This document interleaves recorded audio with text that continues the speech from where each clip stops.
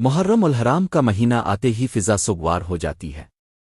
सड़कों पर जुलूस निकलते हैं, इमाम बारगाहों में मजालिस बर्पा होती है और हर तरफ गूंजती है एक सदा, गम हिस्से की सदा।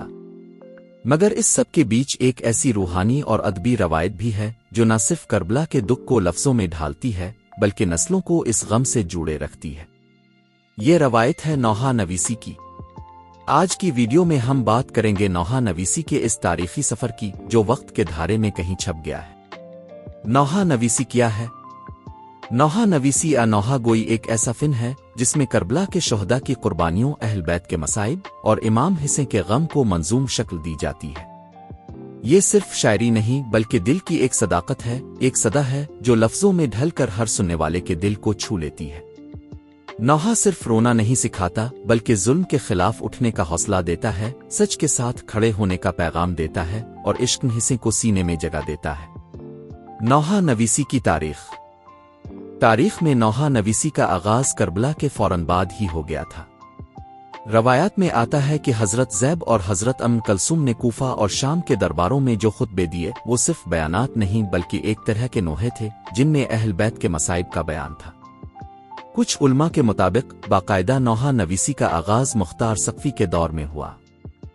इस दौर में अहल बैत के चाहने वालों ने शोहदा करबला की याद में नज़्में मरसिये और नोहे कहने शुरू किए। नौहा नवीसी का अदबी सफ़र।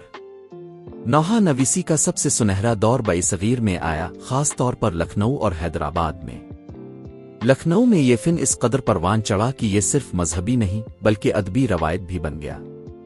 यहाँ दो बड़े नौहा गो शुअरा ने इस फिन को बाम उरूज तक पहुँचाया, मीर अनीस और मीर्ज़ा दबीर। मीर अनीस के नोहे न सिर्फ मातम के लिए पढ़े जाते थे बल्कि अदब के तलबा भी उन्हें पढ़ते और सीखते थे। उनके अशार में सिर्फ जज्बात ही नहीं बल्कि तारीख, फ़लसफ़ा और अखलाकियात का अक्स भी होता था।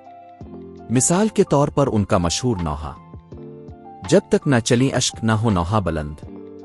ये सिर्फ एक मिसरा नहीं बल्कि नौहा नवीसी का मरकजी उसूल है, सच्चाई, दर्द और इखलास। नौहा और सोज में फ़र्क। अक्सर लोग नौहा और सोज को एक ही समझते हैं, हालांकि इन दोनों में फ़र्क है। नौहा अमूमन ज़ोरदार अंदाज में मातमी धन के साथ पढ़ा जाता है। इसमें बाज़ औक़ात दायरा बनाकर मातम भी किया जाता है। सोज आहिस्ता और नर्म लहजे में दफ के बगैर गहरे जज्बात के साथ पढ़ा जाता है। ये दिल को पिघलाने वाला अंदाज होता है। नौहा में आंखों से आंसू बहते हैं और सोज में दिल के जख्म हरे होते हैं। जदीद दौर में नौहा नवीसी। आज का दौर डिजिटल है और नौहा नवीसी ने भी इसके साथ कदम मिला लिया है। अब नौजवान नौहा खान जदीद मूसीकी, रैप स्टाइल और विजुअल प्रेजेंटेशन के जरिए इस फिन को नई शक्ल दे रहे हैं। कुछ यूट्यूबर्स और आर्टिस्ट इस रवायत को अंग्रेजी और दूसरी ज़ुबानों में भी फैला रहे हैं ताकि दुनिया भर के नौजवान इस पैगाम को समझ सकें। मगर उन तमाम तब्दीलियों के बावजूद नौहा का असल जज्बा वही है, गम हिस्से की सच्चाई। नौहा नवीसी सिर्फ अदब नहीं बल्कि इबादत। नौहा नवीसी सिर्फ एक फिन रवायत नहीं बल्कि एक इबादत है।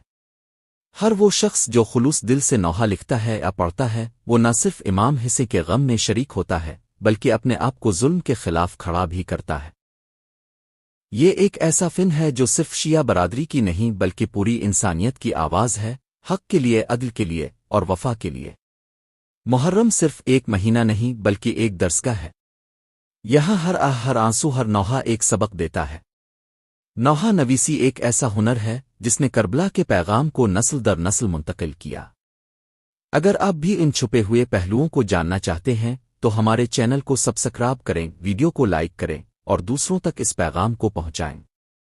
गम हिस्से को दिल से महसूस कीजिए क्योंकि यही इंसानियत है, यही वफा है।